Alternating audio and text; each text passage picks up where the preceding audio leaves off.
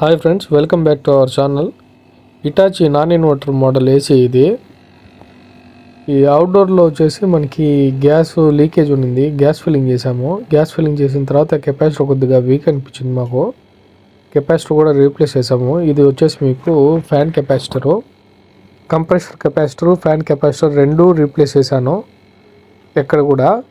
Next వచ్చి మీకు ఈ ఫ్యాన్ మోటార్ ఏదైతే ఉందో కొద్దిసేపు రన్ అయిన తర్వాత మీకు అది కట్ అయిపోతూ ఉండింది, అంటే స్లోగా డౌన్ అయిపోతూ ఉండింది, వర్క్ చేయలేదు. కెపాసిటర్ రీప్లేస్ చేసిన తర్వాత కూడా పనిచేయలేదు. సో దట్ లాంగ్ పీరియడ్లో మళ్ళీ ప్రాబ్లం అవుతుంది, లేదా మన కస్టమర్కి మనం చేసిన తర్వాత మళ్ళీ రిటర్న్ కంప్లైంట్ వస్తుందనే ఉద్దేశంతో ఫ్యాన్ మోటార్ అయితే చేంజ్ చేసాము. సేమ్ మోడలు, మన soft size fan motor size చూసుకోవాలి. దానికి ఇన్బుల్డ్ మనకి కెపాసిటర్ వస్తుంది, దానికి ఫ్యాన్ కెపాసిటర్ను. అది రీప్లేస్ చేసిన తర్వాత కెపాసిటర్ రీప్లేస్ చేసి రన్నింగ్ చేసి చూసాము. ఇప్పుడు బాగుంది యూనిట్.